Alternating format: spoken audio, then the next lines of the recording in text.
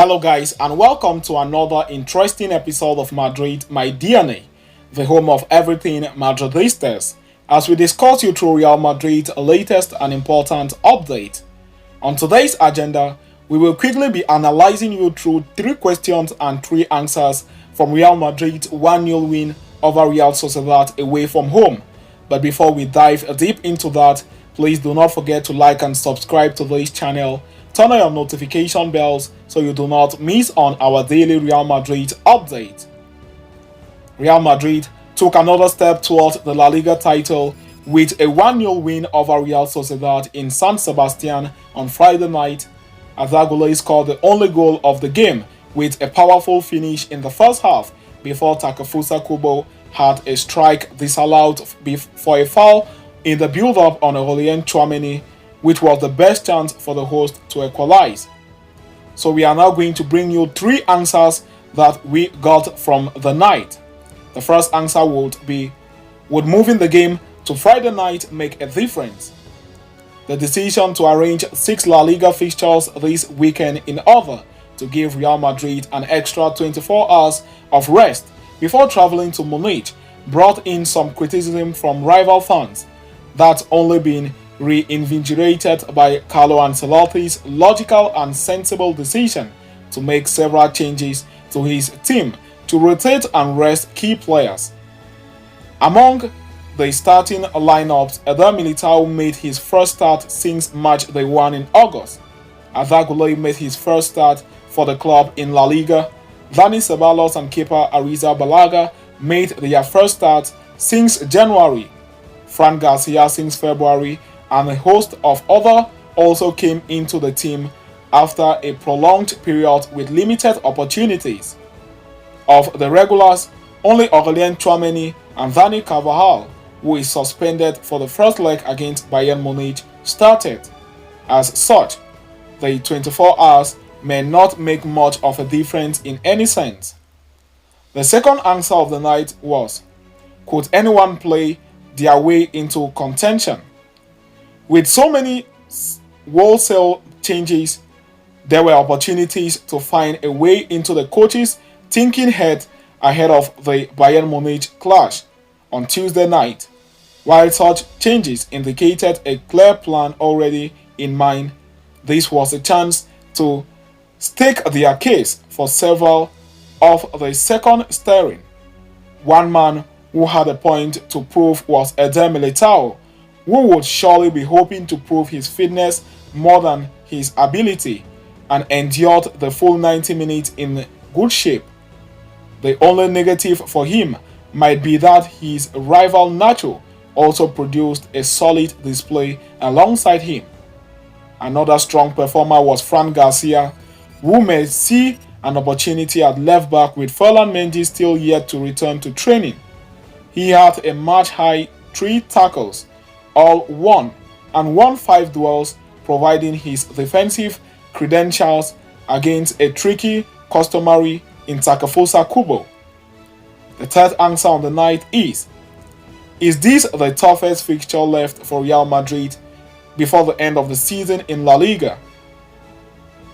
This match was by far Real Madrid's most challenging remaining fixture in the La Liga on paper. Real Sociedad are on track to qualify for European football next season and are usually difficult to beat at home. Despite their recent run of 1 win in 6 at the Real Arena, that's why Real Madrid have only won 2 of their last 5 visits. This was no easy ride for Real Madrid, who actually recorded less than half the expected goals of their opponent with a 0.28 versus 0.67 expected goal ratio. Real Sociedad defended solidly and looked a threat down the flanks with Takefusa Kubo and Ander Barentexer. These are the big 3 talking points which could well steal the league title a little earlier than expected should Real Madrid rivals slip up in the coming weeks or 2.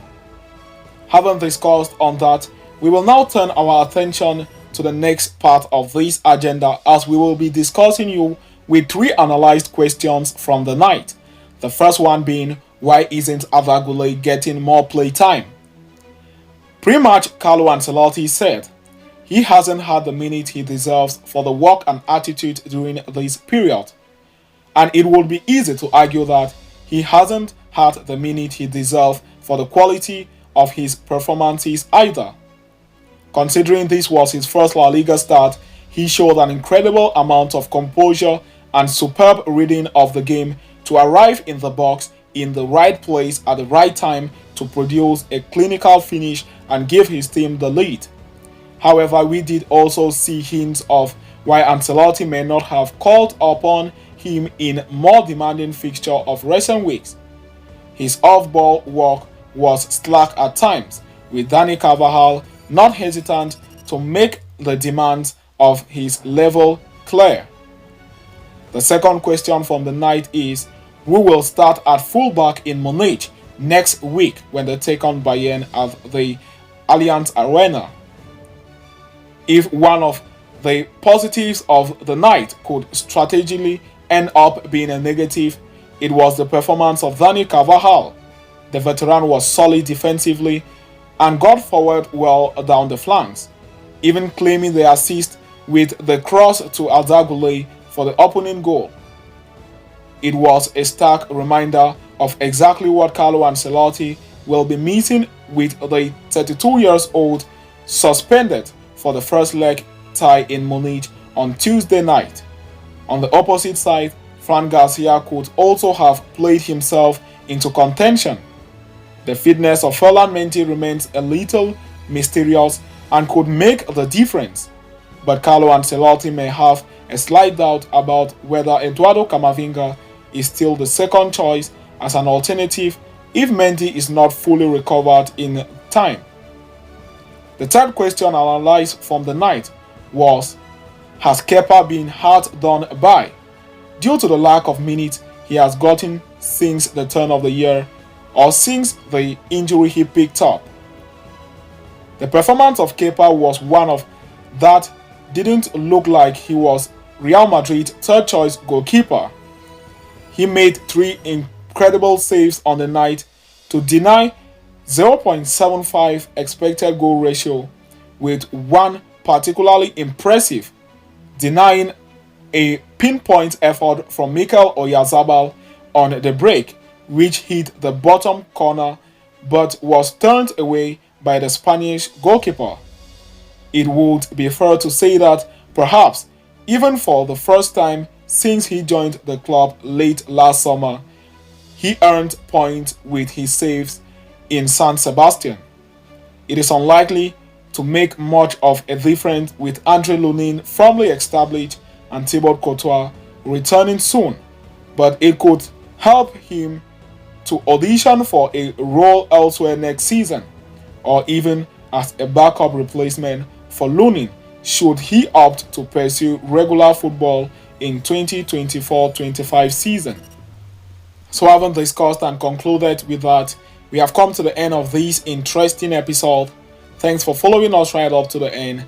See you next time, and a very big Hala Madrid to us all.